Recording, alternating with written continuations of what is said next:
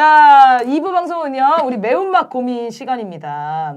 그다지 매운맛은 아니던데요. 근데. 네, 요즘 약간 중간 맛. 그래서 좀 양매, 좋았어요. 양매. 네네. 네, 그런 좀 느낌입니다.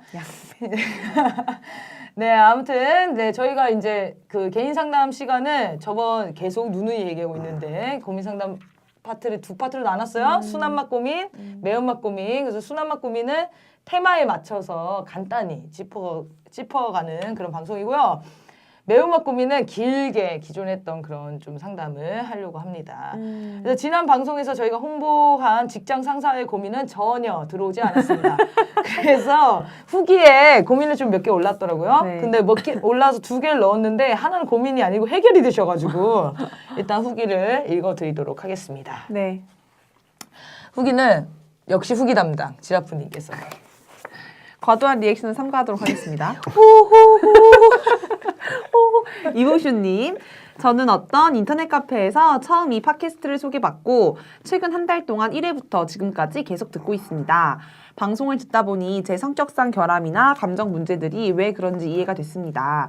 그러나 김태형 선생님께서도 말씀하셨다시피 방송에서는 원인 분석까지가 한계라서 제가 어떻게 해야 될지 갑자기 막막해지더라고요. 상처를 치유하고 앞으로 나아가기 위해서는 자기 분석을 해야 하는데 어떻게 해야 할지 전혀 감이 안 옵니다.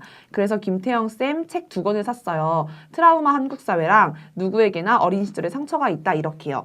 이 책들을 읽으면서 좀 더 저를 알아가는 노력을 해보려고 합니다. 그리고 전 정말 이 팟캐스트를 듣기 시작한 건 다행인 것 같아요. 전 좀 협소한 인간관계를 할 뿐이지 멀쩡하다 생각했는데 그건 제 문제를 자각 못했던 착각이었어요. 한 번씩 제가 예민함과 분노, 화를 참지 못했는데 이것들에 대한 원인을 알고 이해하니까 사람이 좀 여유로워졌어요. 초조함이 많이 사라졌달까요? 짜증도 줄었고 사과할 줄도 알게 됐고 예전 같은 싸울 일도 웃으며 넘길 수 있는 마음의 여유가 생겼어요. 아직 많이 멀었지만 긍정적으로 변하는 내 모습이 보여요. 근데 또 방송 안 듣고 책 안 읽으면 예전으로 조금씩 돌아가는 경향이 있더라고요. 아마도 치유가 덜 돼서 그랬겠지요? 그래서 반복해서 방송 들으면서 책 읽고 하려고요. 다른 모든 상처가 있는 청취자님들 우리 힘내서 치유하자고요. 화팅입니다. 네, 이번엔 정말 이 정석을 밟고 계십니다. 선생님이 어떻게 해야지 막막하다고 얘기하면 항상 책을 읽어라. 정확하게 알고 계세요. 네. 네. 그리고 또 잘 안 될 때 어떻게 해야 되냐. 책을 안 읽으면 예전으로 돌아가는 것 같다고 다시 책을 읽으세요. 네, 정말 훌륭하신 분이요. 네, 아무튼 하다가 또 막히는 게 있으면 사연 보내주시고요. 네. 네, 다음 분 읽어드리도록 하겠습니다. 이 시점에서님, 부끄러움이나 수치감을 느끼는 감정이 버림받는다는 감정에서 출발한다고 하셨습니다. 저는 아는 사람이 뭔가 무식한 말을 했을 때, 예를 들면 3명이 이야기할 때 1명이 대화를 전혀 이해하지 못하고 엉뚱한 말을 할 때 그 상황이 부끄럽다고 느낍니다. 제 부모님이 어릴 때 집이 어려워 교육을 제대로 못 받으셨고 그 때문인지 부모님과 대화할 때 잘 이해하지 못하시는 듯한 모습을 많이 봤어요. 그래서 시작된 감정인 것 같습니다. 내가 아는 사람이 무식하다는 느낌을 받을 때 나도 같이 무시당할 수 있다는 두려움 때문에 이런 감정이 드는 걸까요? 만약에 그게 맞다면 이런 감정을 극복하려면 어떻게 해야 할까요? 이렇게 보내주셨습니다. 사연이 너무 짧아서 네. 이분이 이제 이 말씀하신 게 맞는지 맞지 않는지는 정확하게 그거 갖고 모르겠는데 일단 그걸 생각해 보셔야 될 것 같아요. 그러니까 보통 우리는 그 앞에 방송에서도 많이 다뤘지만 가난 혹은 무식 이런 거 있잖아요. 네. 이런 거가 그냥 무조건 자식들이 이런 걸 부끄러워할 것이다라고 생각하는 경향이 있는데 그렇지 않다는 거를 누누이 얘기를 해왔지 않습니까? 그러니까 이제 사실 확인해봐야 될 건 그거잖아요. 그러니까 부모님이 이제 예를 들어서 약간 이제 지적이지 않다라고 하더라도 그거를 부모님이 스스로 굉장히 부끄러워하셨는지, 네, 아니면 개의치 않고 열심히 사셨는지 이런 것들을 좀 확인해볼 필요가 있다. 근데 만약에 부모님이 그런 것들을 그렇게 신경 안 쓰고 잘 사시는 분이었다면 수치심이 좀 그 부모님과 연관된 문제가 아닐 수도 있겠고요. 근데 만약에 이제 그렇다고 한다면 이제 부끄러움 자체를 굉장히 부모님과 연관시켜서 그러니까 존경할 수 없는 부모님을 가진 그런 것 때문에 가지게 되는 심리가 생길 수도 있고 그래서 좀 더 본인이 원인을 좀 파악하기 위한 걸 한번 더 생각을 깊이 해보셔야 될 것 같아요. 네. 사연이 너무 짧아서 이거다 이렇게 딱 잘라서 그것만으로 말씀드리기 좀 어려울 것 같아요. 알겠습니다. 저는 제가 이거 보면서 이런 생각이 들었는데 저도 그러니까 이분은 이제 말을 이해 못하는 분을 보면은 수치감이 든다는 거잖아요. 근데 저도 막 TV에서 보면은 어떤 연예인들이 나와가지고 정말 부끄러운 개인기를 할 때 TV를 못 보겠어서 전 딴 데로 돌릴 정도. 나도 그럴 때 있는데. 그래요? 그래요? 개그맨들이 부끄러운 게 춤췄다. 부끄러운 것도 있는데 약간 그런 거 있지.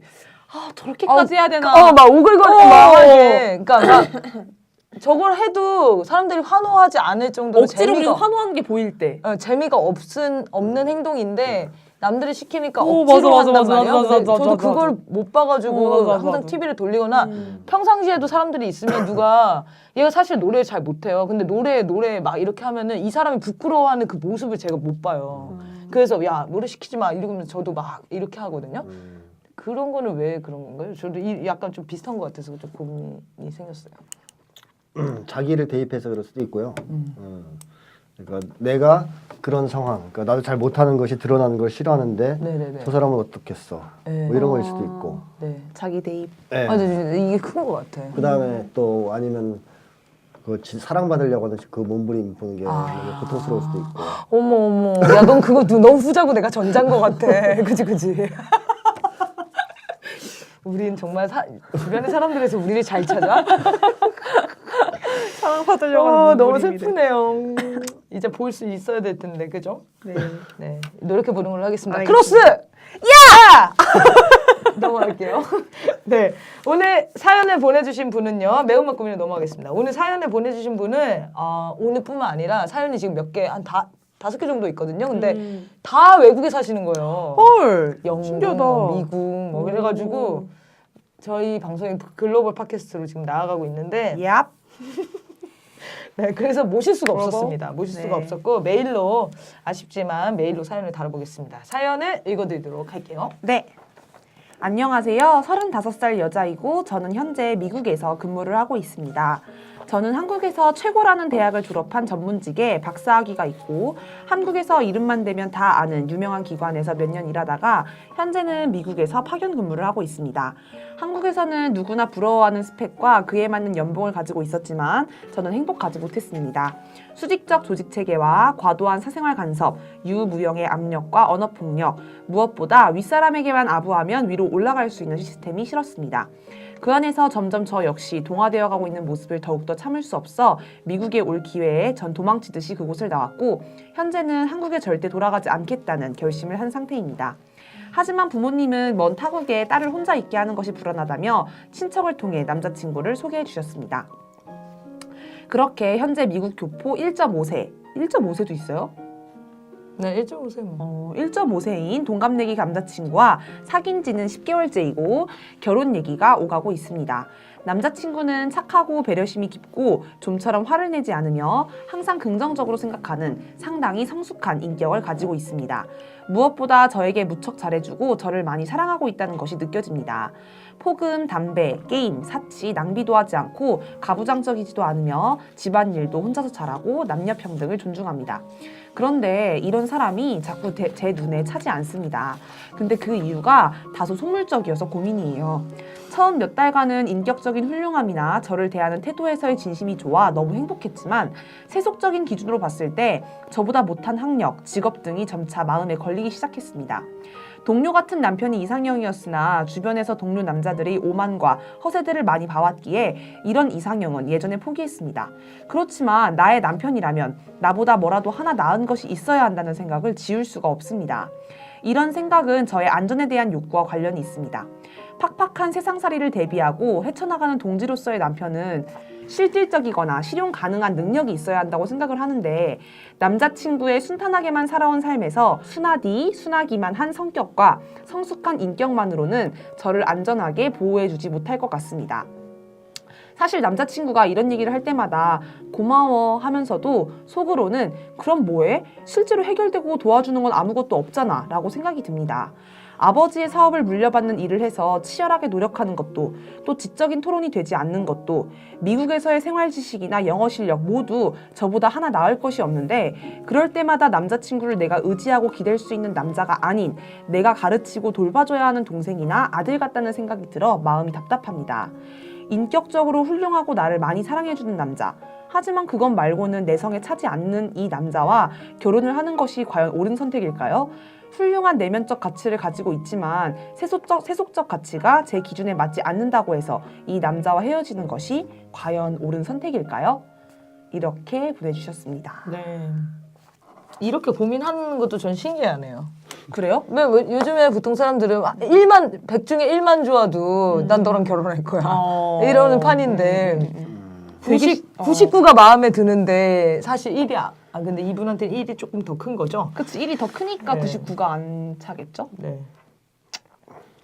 어떻게 봐야 될까요? 그래서 네. 질문은 간단한 거네요. 네네, 그쵸. 결혼을 해야 되느냐, 네. 헤어져야 되느냐.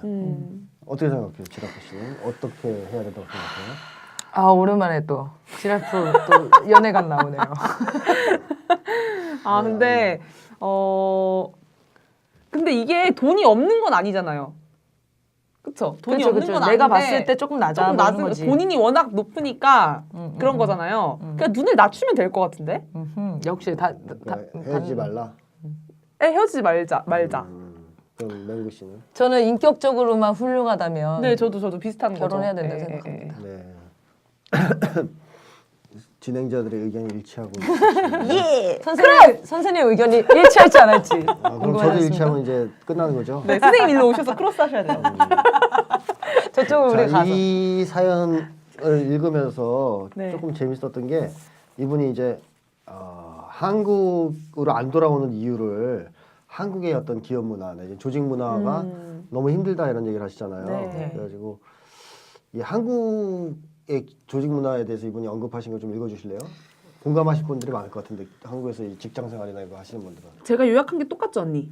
네, 윗사람이 시키면 부당한 일이라도 군말 군말 없이. 없이 해야 하는 그쵸, 경직된 그쵸. 조직 네네. 분위기, 과도한 사생활 간섭과 유무형의 압력과 압력과 언어 언어 폭력, 무엇보다 아랫사람을 멸시해도 윗사람에게만 아부하며 위로 올라갈 수 있는 시스템이 시스템. 싫었다. 이게 이분이 있었던 회사만 그런 게 아니고 한국의 아주 그 보편적인 조직 문화예요. 보면 한국에서 이렇게 좀 크다, 괜찮다 하는 이런 조직체 다니는 삼성? 사람들은 아니 삼성이 어디든 네. 거의 이런 LG. 조직 문화가 지배하고 있다고 보시면 되거든요. 네. 그래서 한마디로 한국의 이 조직 문화는 권위주의적이고 군사주의적인 이 문화예요. 그러니까 뭐 삼성이 뭐 세계 초인류 기업이고 이래도 내부를 들여다보면 완전히 군대 스타일이거든요. 권위주의가 엄청나게 심하고 그 옛날에 누가 그랬더라 하여튼 제가 누구한테 들은 얘기인데 외국 사람인가 하여튼 근데 그 한국에서 지사 외국에 있는 한국 대기업의 지사인데 거기에 부사장이 온다 이거예요. 네. 부사장이 왔더니 막 그 진열을 하거나 해라 뭐 이제 막 그 사람 오는데 보여주려고 그리고 부사장 옆에 자리 배치를 어떻게 해야 된다 막 서열로 앉아야 된다 그리고 있을 때는 절대로 뭐 말 끊으면 안 된다 이런 지시가 내려왔다요. 근데 그 사람이 외국 사람이었어요. 외국 사람이 쓴 책인데 그 사람이 너무 황당하잖아요. 이해를 못했는데 그 자리에서 어떤 외국인 한 명이 이제 그 사람은 이제 미국식 그 유럽식에 이제 익숙해 있으니까 부사장 말할 때 꺼내서 사진을 찍었나 봐요. 바로 잘려 떨어더라고요. 근데 외국에서는 전혀 문제가 안 되는데 이제 한국 기업 문화가 그렇게 이제 이상하다. 그 사람이 쓴 게 이제 그런 게 있고 뭐 이제 또 임원들이 술 잘 마신다. 그쵸. 뭐 이런 거. 술 잘 먹이고 잘 먹이고 마시고. 잘 마시고 그래서 이제 뭐 그런 것도 쓰고 했는데 어쨌든 한국이 도대체 왜 이 아직도 군대, 학교, 대학교도 많이 그래요. 학계, 그 다음에 뭐 이런 기업, 뭐 체계, 조직체가 왜 아직도 이렇게 군사문화의 지배를 받고 있을까? 이것은 사실상 뿌리로 들어가면 친일파를 청산하지 못한 것을 시작하는 거죠. 대박입니다. 전혀 생각지도 못했어요. 왜냐면 이 문화가 일본 그 군국주의 문화가 내려온 거예요. 근데 도대체 친일파 청산되지 못한 거는 어디까지 깊이 어디까지 퍼져 있나요? 모든 곳에 퍼져 있다. 대다수예요. 아니 무슨 뿌리 깊은 나무처럼 이게 네. 뿌리가 막 이렇게 돼 있는 것 같아요. 우리가 해방된 지 그래도 60, 70년 지났는데도 아직도 이런 게 남아있다는 게. 이게 이제 청산이 되고 일본 친일파들이 싹 청산되면 군국주의도 같이 청산이 되고 민주적인 사회를 건설했다면 우리의 조직체들이 굉장히 민주적인 시스템 속에서 유지가 됐을 거 아닙니까? 네네네. 근데 그게 안 되니까 일본 잔재가 내려오는데 군사 독재가 또 결합이 되고 하면서 지금 한국의 이 조직체 문화가 굉장히 병적이에요. 제가 볼 때는 문제 많아요. 이분이 얘기한 묘사한 대로 안 좋아요. 그래서 제가 아는 사람 얘기 들어 또 한국이 창의성 같은 게 나오기가 힘든 게 이게 예를 들어 제 친구 얘기인데 외국 기업 다닐 때는 사장 만나면 하이 그러잖아. 걔네들은 아침에 뭐 인사하고 그러잖아요. 그리고 회의 시간에 앉혀놓고 뭐 사장하고 회의를 같이 할 때 반대 의견 막 얘기하고 그런답니다. 근데 그걸로 뭐 인사상의 불이익을 받거나 사장한테 찍히거나 그런 게 없다는 거죠. 그쪽은 자기 의견을 아주 자유롭게 개진할 수 있다는 거예요. 근데 한국에서 그런 짓 하면 어떻게 됩니까? 잘려요. 바로 잘리죠. 바로 잘려요. 그러니까 우리 한국의 문화가 참 그게 문제인 것이 기업도 그렇고 학교도 좀 그래요. 제가 옛날에 학교 다닐 때도 보면은 교수한테 반대하는 의견이나 비판하는 얘기를 못 해요. 그런 분위기 자체가 형성하기가 힘들죠. 형성이 안 돼 있어요. 안 돼 그걸 있죠. 하면 굉장한 신뢰. 다들 이렇게 쳐다보고. 그리고 왜 저래? 좀 나쁜 이제 교수들 같은 경우에는 이제 학점 안 준다든가 보복한다든가 그러잖아요. 따기 맞은 사람도 있어요. 알아요, 제가. 그 다시 질문했다고. 그러니까 이런 분위기가 형성됐으면 과연 우리나라의 창조성이라든가 그 창의성 이런 게 나올 수 있을까? 안 나오죠. 군사 문화에서 무슨 반대 의견을 얘기할 수 없는 데서 창의성이 나오겠습니까? 그러니까 우리나라는 그 구글 같은 건 못 만드는 거예요. 그냥 맨날 따라가는 거 있죠. 남들이 아이폰 만들면 뭐 비슷한 거 만들고 그런 거나 하지. 아예 새롭게 없는 데서 새로운 시스템을 창조할 수 있는 이런 혁신적인 마인드를 가지기가 힘든 것이 바로 한국의 이런 조직 문화가 굉장히 낙후돼 있다. 인간의 창의성을 억압하고 짓누르는 문화다라는 거죠. 그래서 요분이 이 사연을 보내신 분이 이걸 이제 비교를 해보신 거 아닙니까? 미국 가서. 네. 비교를 해보니까 야 이제 못 견디겠다. 한국에서는 내 존엄이 무너지겠구나. 이걸 느끼신 거죠. 또 제가 아는 한 친구한테 들은 얘기 또 그런 것도 있더라고요. 외국 기업은 직장 상사가 앉아있다고 퇴근을 못하고 그런 게 전혀 없답니다. 자기 끝나면 그냥 집에 간대요. 전혀 거기에 대해서 터치 안 한대요. 우리나라는 직장 들어가서 생각해보시면 다 알겠지만 직장 상사가 퇴근해야 하는 가죠. 거죠. 근데 직장 상사 퇴근 안 하잖아요. 일이 다 끝나고. 그리고 아무도 퇴근을 못하는 먼저 가면 바로 지키는 이런 이제 한국 참 이런 거는 안타깝죠. 청산이 됐어야 되는데 진짜. 오죽했으면 무한상사 이런 게 인기를 쳤겠어요. 장글의 미생 이런 거. 네네. 근데 저희 언니도 지금 미국에서 유학 중인데 한국에 들어와가지고 직장 생활을 했어요. 한 몇 개월? 3개월인가? 4개월 하다가 뭐 자기보다 아랫사람이 자기를 자꾸 무시한다는 거야. 그 약간 수준도 안 맞다고 생각하고 뭐 그런 생각을 하더니 미국에 가더니 자기 미국에서 취직해서 일할 거라고 한국에서는 못 할 거라고 이런 얘기를 하고 웃기고 진짜 대도 안 되는 소리를 하고 있어 막 이렇게 욕을 했는데 진짜 대부분의 그 기업이 진짜 다 그런 것 같아요. 저희 언니가 일했던 데는 그냥 문화단체였는데도 불구하고 예.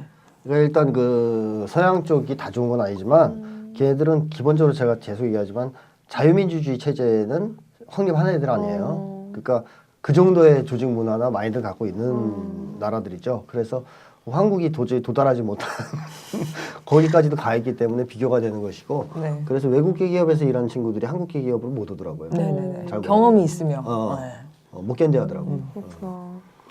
자, 그래서 이제 고급 인력은 다 외국으로 나가는 이제 현상도 있어요, 사실. 아주 인격적으로 이 비비는 거 싫어하고 인간성이 말살되는 걸 싫어하는 고급 인력들은 국내 안 있으려고 그래요. 외국으로 나가버려요. 이게 인재 유출도 되고. 너무 슬퍼. 자, 어쨌든 요거는 이제 잠깐 지나가면서 이제 제가 하고 싶었던 얘기고요. 네. 자, 이분이 지금 주저하는 이유, 그러니까 내가 지금 이 사람하고 이 결혼을 좀 주저하는 이유로 이제 꼽은 것이 세속적인 기준에서의 어떤 격차, 차이 이런 걸 꼽았죠. 근데 본인도 이걸로 기준을 잡으면 안 될 거를 알고 있는 것 같은데 이걸 못 버리는 거 아닌가요? 그런 분위기인 것 같아요. 그런 것도 있을 수 있고요. 그냥 고민이라는 게 이게 너무 세속적인 것 같아서 걱정인데 이걸 못 버리고 있어요. 그래서 어떻게 해야 되죠? 못 버릴 것 같은데 약간 이런 톤이신 것 같아가지고. 이제 저는 더 궁금한 것이 과연 이 세속적인 이유 이게 유일한 원인일까 이분이 주저하는 이게 궁금해요. 이분은 이제 표면적으로나 의식적으로는 이거라고 생각하시지만 과연 이것이 지금 가로막고 있는 것일까 정말로 그게 좀 궁금하거든요. 근데 한국에서 싫어하는 그런 표현적인 모습들 그 동료 이상형의 오만 허세 등이 이 남자친구에는 없다는 거를 확인한 상태잖아요. 네, 없죠.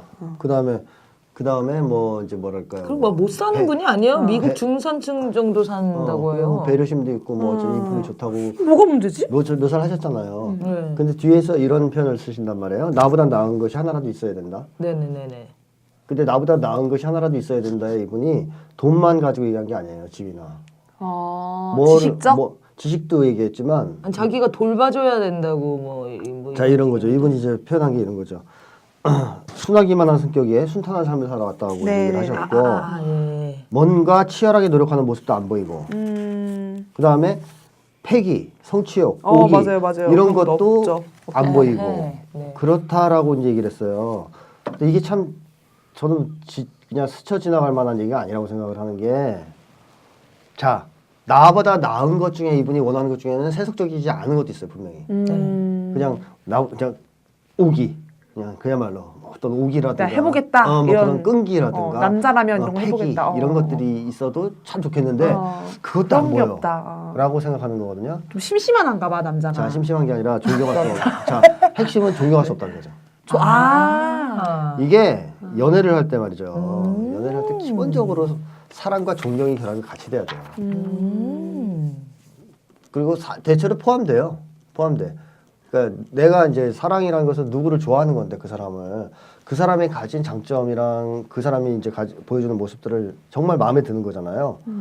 근데 그런 게 너무 마음에 드는데 그 중에 일부는 존경심을 갖게 만드는 것들이 있단 말이죠. 나한테 없고 그 사람한테 있고. 그래서 사실 연애 관계라는 것은 존경심이 서로 전제되지 않으면 오래 못 갑니다. 하나라도 존경할 게 있어야 돼요 상대방한테. 뭘 존경하죠 남자친구?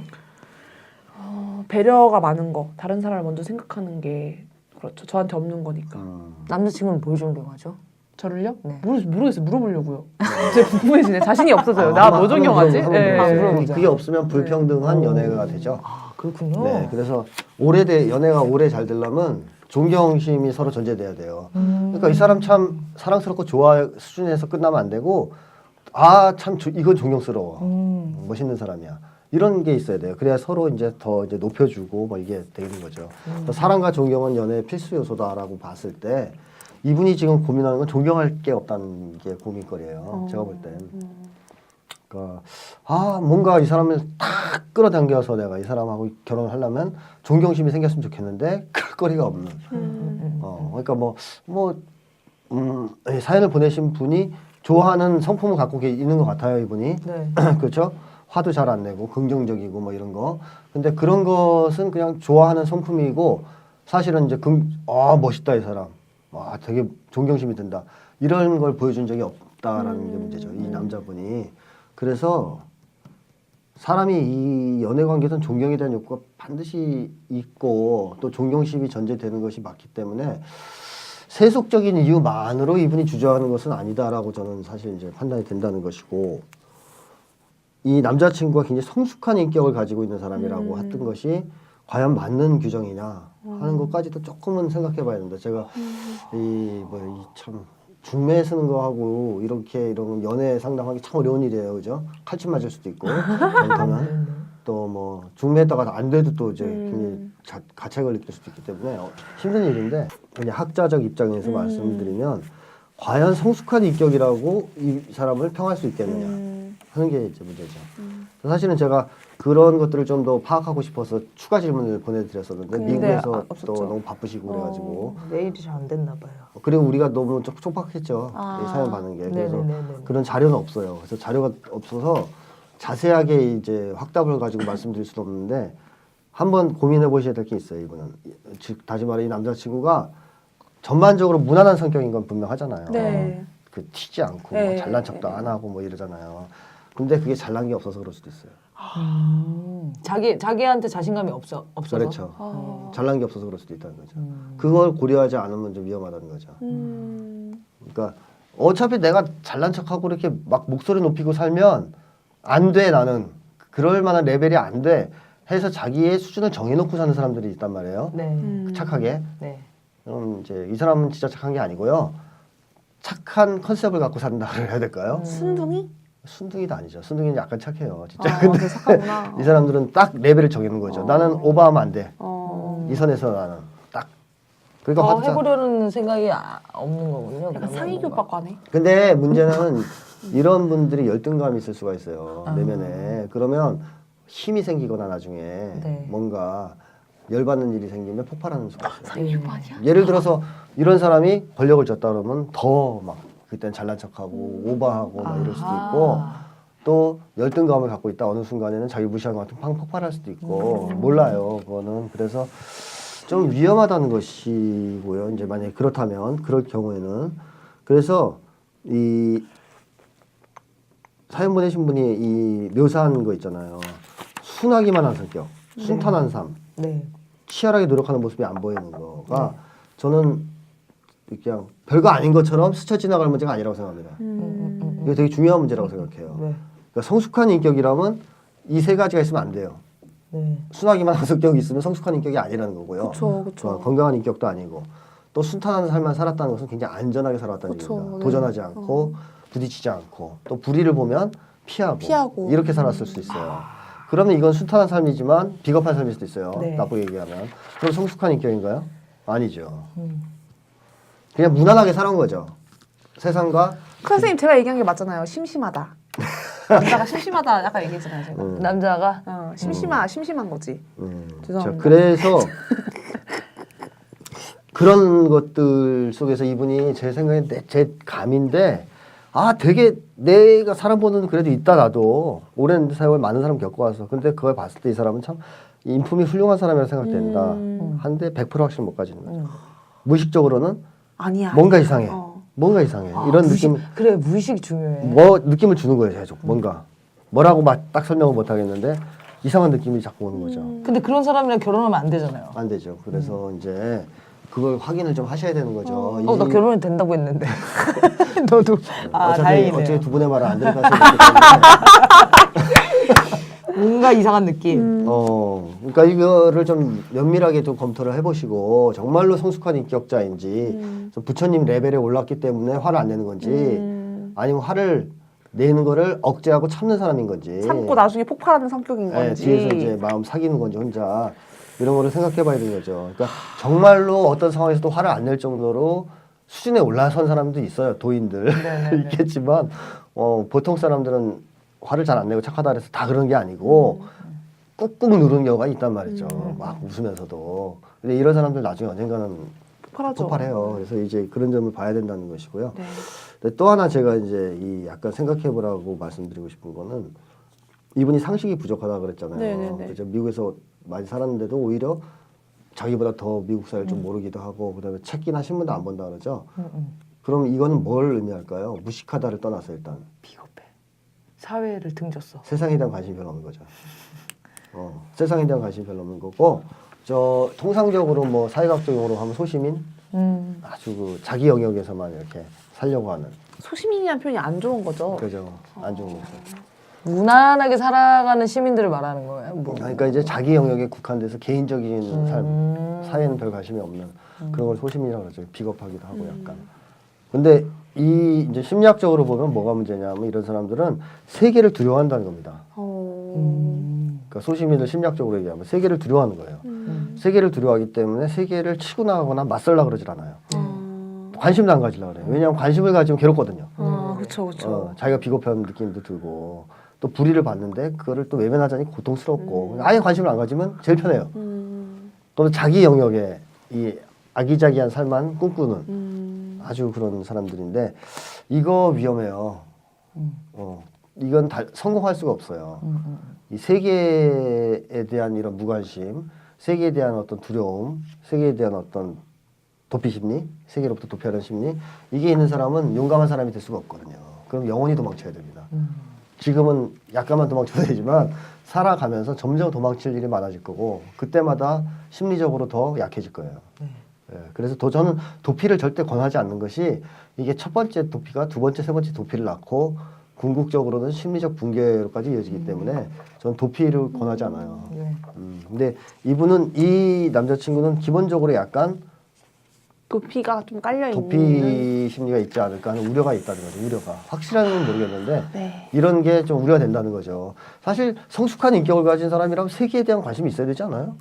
그렇죠. 그렇잖아요. 네, 네. 세계에 관심이 있고 네네네. 사람들의 고통에도 반응을 네, 해야 그렇죠. 되고 불의에 대해서 분노할 줄 알고 이게 성숙한 인격이지 네. 그런 거를 전혀 안 보려고 그런다는 것은 이건 성숙한 인격이 아니라 회피적인 인격이라고 봐야 되겠죠. 그래서 과연 이 남자친구는 왜 이 여자분을 좀 좋아한다고 하고 막 이제 사랑을 많이 하느냐 어떻게 참 이런 얘기하면 참 민감하긴 한데 그 남자친구야말로 어떤 세속적인 기준에서 이분을 좋아할 수도 있어요. 그것도 고민해봐야 돼요. 그러니까 왜 도대체 이 사람은 날 좋아할까 하는 것도 한번 생각해봐야 돼요. 그런 게 전혀 세속적인 거 없이도 이 사람은 정말 사람을 사랑할 줄 아는 사람일까? 제가 왜 그런 얘기를 하냐면 정말로 그런 세속적인 것과 상관없이 이 여성분의 매력과 장점을 사랑하는 사람이라면 사랑하는 폭이 좀 넓어야 돼요. 더. 네. 근데 이분이 세계에 무관심하잖아요. 그러네요.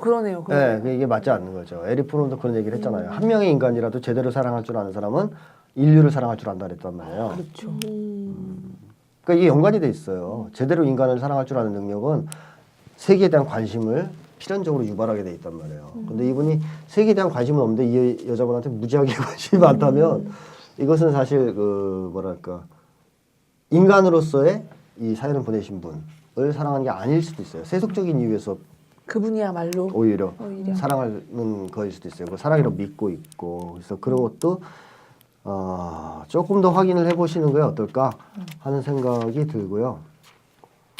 그 다음에 이제 또 하나의 문제가 이분이 이런 표현을 썼단 말이에요. 행복하지 않았다 내가. 그 다음에 이제 지쳐서 쉬고 싶다 네. 이런 얘기 좀 하셨죠. 좀 힘들다는 거죠. 그리고 제가 볼 땐 굉장히 힘든 길을 걸으신 분 같아. 왜냐하면 이 여기까지 지금 와서 도달한 자리에 와서 아직도 인간성을 상실하지 않고 있다는 자체가 얼마나 힘들었을까 하는 생각을 들게 하거든요. 사실 이런 정도의 이렇게 인생 길을 걸어와서 이 정도의 위치에 올라온 사람이 엘리트 코스를 밟은 네, 사람이 망가지지 않고 나름의 존엄과 인간성을 유지하고 있다는 것은 참 대단한 일이에요. 놀라운 일이에요. 칭찬받을 일이에요. 근데 사실 또 그만큼 상처를 많이 받았을 거예요. 힘들었을 거고 견뎌내느라고 이겨내느라고 그러다 보니까 지쳤어요. 이제 이분이 스스로 이제 표현하기도 지쳐서 좀 쉬고 싶은 생각도 들고 그다음에 이제 그렇게까지 지금 행복한 상태도 아니고 또 그런 상태에서 또 한국의 그 좋지 않은 기업 문화로 들어오는 것도 싫고 이런 상황이란 말이에요. 근데 이럴 때 결혼 이 휴식처럼 찾게 될 수 있는 그것이야말로 거죠. 도피네요. 그러니까 무슨 얘기를 하고 싶은 건 바로 그거죠. 이럴 때 결혼을 하는 게 위험하다는 거죠. 제가 얘기하는 건. 사람을 제대로 볼 수 있는 여유가 없어요. 왜냐하면 지금 힘들기 때문에. 특히 혼자서 이 세상과 맞서기 너무 힘들어요. 지금 이분이 혼자서 맞서 왔는데 하나 더 있었으면 좋겠어요. 네, 동지로서. 그래서 그 표현을 쓴 거예요. 동지라는 표현을 썼어요. 그죠? 멋진 분이야. 같은 동지는 뭡니까? 같은 뜻과 지향을 같이 하는. 그때문에 피 써. 못 봤지? 아, 저 영상으로 봐. 혈서 같이 쓰고 이렇게 피 같이 마시고 이제 남편이 결혼할 때 혈서로 야막 청첩장 쓰자. 동지는 뭐 그런 거 이제 네. 쉽게 얘기하면 생사를 같이 하는. 예? 근데 엄청 높은 급으로 결혼 상대를 지금 생각하고 있는 그게 바로 거잖아요. 동지의 어떻게 보면. 뜻이구나. 그러니까 이 힘든 세상에서 네. 나를 굳건히 나와 동맹을 유지하고 배신하지 않고 나를 지탱해 주는 그런 사람으로 이제 생각하는 거예요. 이분은 그런 남편이 필요해 지금. 왜 혼자서 견디기 힘들기 때문에. 근데 이거를 이제 보통 그 싸우는 심리학에서도 프롬이 그런 얘기를 했지만 세상에서 도피하기 위한 동맹이다. 난 반전이네요. 혼자서만 도피하기 힘들잖아요. 예. 너무 외롭고. 그래서 또 하나의 도피자를 만들어서 둘이 동맹을 맺어서 세상으로부터 도망치려고 하는 동맹으로 얘기하는데 이제 뭐 본인들은 둘이서 버텨내기 위한 동맹이라고 하지만 이제 실질적인 성격은 도피를 지금 하려고 하는데 혼자서 도피한다는 건 너무 괴로워요. 그러니까 누군가 도피할 수 있는 동료가 필요해요. 너무 외롭기 때문에. 그래서 결혼 동맹이라는 것이 현재는 한국에서 그런 경우가 많거든요. 외국도 그렇지만 도피를 위한 동맹인 경우가 많아요. 혼자서 세상에서 도망치기는 너무 쓸쓸하고 외로워서 하나 더 데리고 둘이서 서로 위로하면서 도망치는. 근데 그렇게 되면은 점점 세상으로부터 이렇게 멀어지게 되고 두 사람과의 서로에 대한 집착은 심해져요. 이 경우에는 이 극단적인 경우에는 이 두 사람이 다른 관계는 없고 딱 연인 관계만 존재하는 상황이 되면 한 명이 죽으면 같이 죽게 되는 거예요.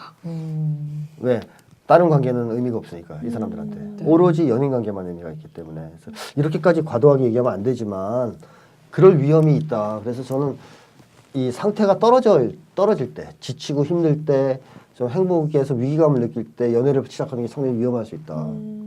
왜냐면 너무 힘들기 때문에 빨리 좀 하다 구해서 좀 이걸 탈출하고 싶고 그 사람으로부터 위로도 받고 지지도 받고 싶다 이런 마음이 있을 때 하게 되면 그 사람의 결점은 거의 이제 못 보고 장점은 좀 과대평가하는 오류를 범하기가 참 쉽거든요. 네.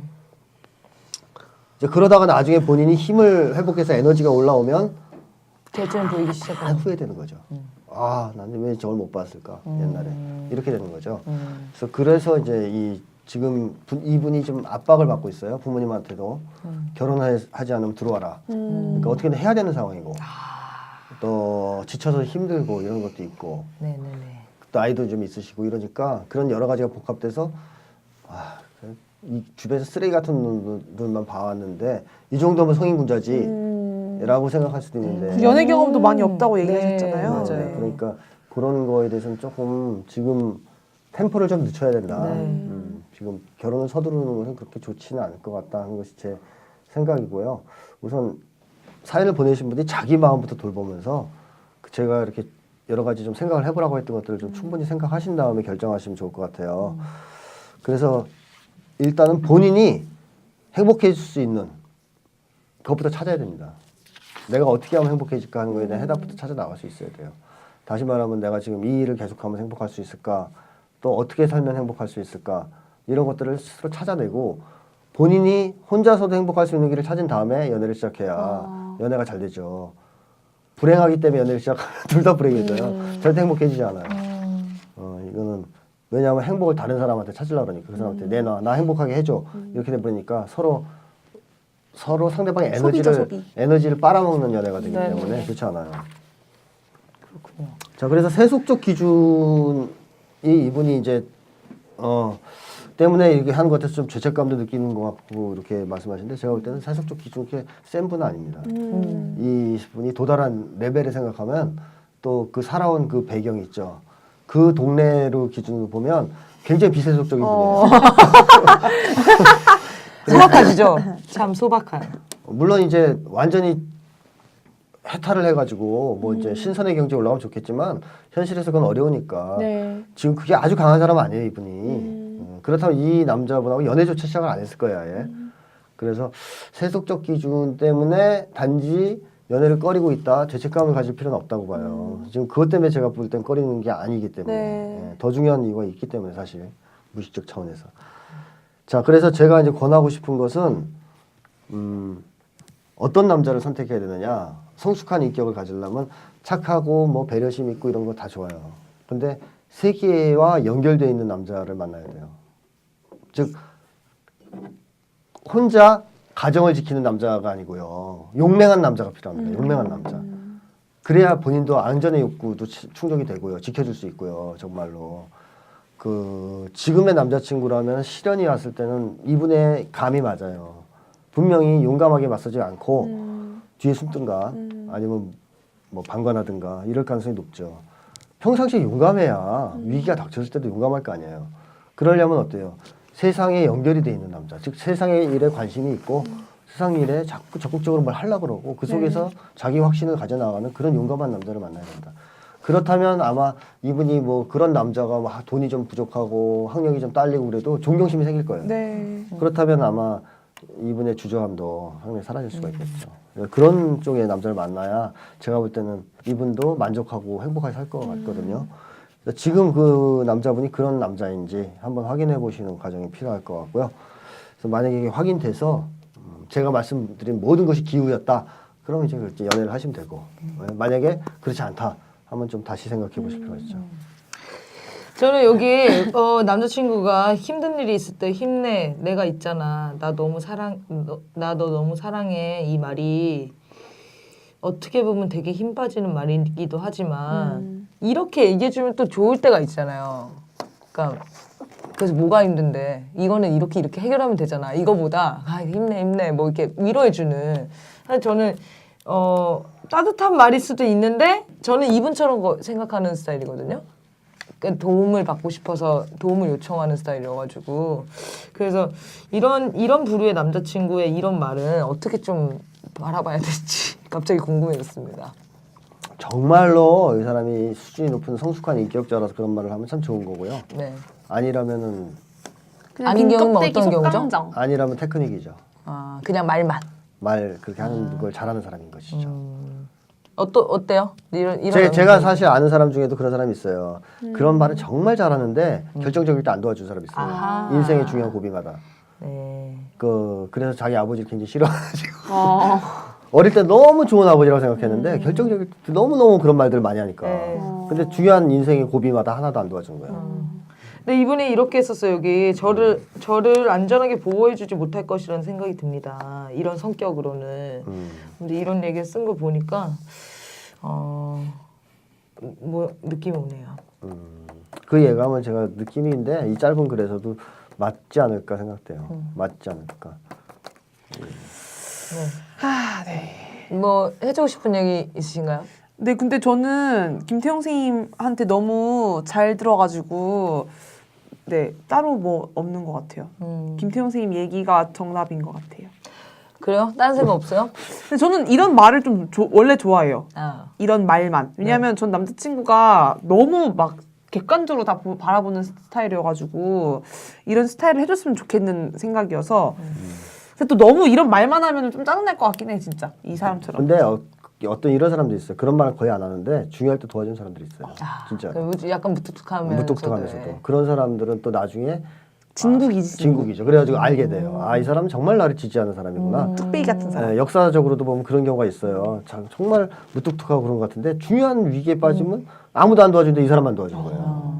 그러면 결국 이 사람을 사랑한 거 아니겠어요? 그렇죠. 자, 그런 케이스도 있고 사람마다 이제 특색이 다르거든요. 이 말만으로는 알 수가 없네요. 그럼요. 그쵸. 말이 중요한 게 이게 아니죠. 나를 진짜 사랑한다라는 느낌을 어쨌든 들으면 받겠지만 진짜인지 아닌지는 결정적 시기에 이런 순간이 와야 되겠네요. 그렇죠. 위기 같은 게 있고 그랬을 때도 과연 정말로 사랑한다면 용감해지겠죠. 젖먹던 힘까지 내서 지켜주려고 싸우겠죠. 근데 그렇지 않다면 그 순간에 이제 좀 등을 돌리거나 외면할 가능성이 있죠. 이분한테 결정적 순간은 좀 이럴 거 아닐까? 한국으로 돌아가는 순간이 된 거야. 가족이 다 돌아오래. 그래서 남자친구가 결혼해서 남자친구도 한국에 가야 되는 판인 거야. 아니 결혼을 한국에서 해야 되는 상황인 거지. 아니 한국에서 살아야 되는 거야. 그러니까 결혼을 한국에서 해서 한국에 살아야 되는 경우면은 이 남자가 어떻게 할 건지. 그럼 농담을 해보세요. 나 진짜 결혼 싫은 거야. 연기를 하는 거지. 그럼 딱 그런 시련을 만들어보는 것도 좋지 시련을 않을까요? 억지로 만드는 거야? 그럼 난 반응을 보고 구라야 이러면 되지. 근데 만약에 또 테스트하면은 그런 건 또 남자 싫어하니까.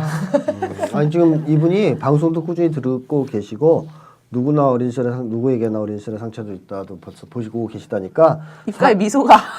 아니, 사람 보는 이게 좀 올라갈 거예요 계속. 네. 그런데 그러니까 제가 템포를 좀 늦추면서 그런 걸 하면서 보면 더 잘 네, 보이잖아요. 네. 그러면 좀 정확하게 더 이해할 수 있지 않을까 남자친구에 대해서.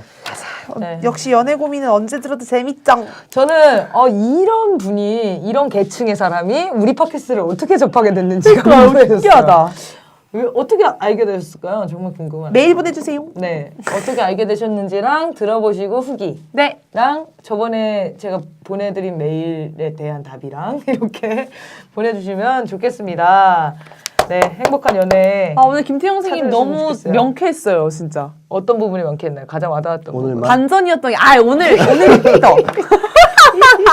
오늘 특히 더 너무 명쾌했어요. 왜냐하면 세속적인 가치뿐만 아니라 이 사랑과 존경. 이거 소름 돋았어? 이거 사우나 심리학에도 얘기 나오죠. 네. 읽었던 것 같아요. 사랑과 존경이 같이 있어야 된다. 진짜인 건 존경하지 못하는 면에서 계속 그런 무의식이 걸리는 거다. 이런 게 진짜 반전이었고 너무 이게 명쾌해서 계속 쏙쏙 빠져드는 그런 얘기인데 이 상담자분은 더욱더 귀 기울여서 들으셨으면 좋겠어요. 네, 여러 가지 생각을 많이 하실 것 같아요. 맞아. 근데 선생님이 얘기하는 건 정말 항상 반전이야. 맞아.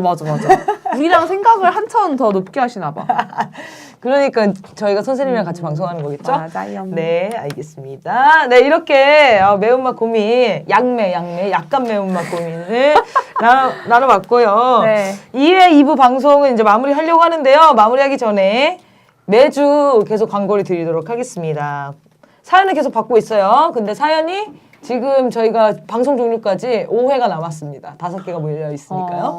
그래서 5회 이상 보내주시면 저희가 선생님과 함께 올해도 무난히 한 해를 보낼 수 있지 않을까 이런 생각이 좀 들고요.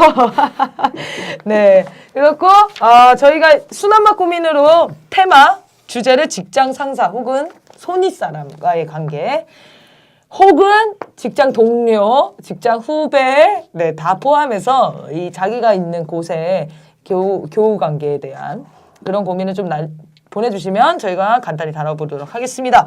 그리고 매운맛 사연도 계속 보내주시면 되겠습니다. 사연은 어디로 보내면 된다고요? 메일 주소 cchngnami@gmail.com 네이버 카페, 페이스북 둘 다 나를 미치게 하는 것들로 검색해서 보내주시면 됩니다.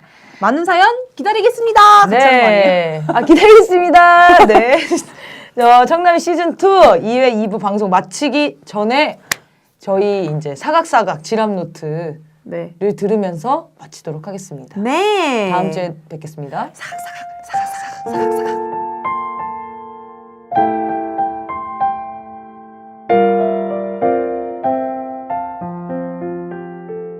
사랑한다는 말은 굉장히 친근합니다. 그런데 여러분, 사랑은 상처받는 것을 허락하는 거래요. 두려워 마세요, 상처받는 것. 생채기가 아물면 더 단단해지는 것처럼 오늘 하루 그대는 얼만큼 사랑하셨나요? 청남이가 여러분들을 사랑합니다. 사각사각 지랍노트.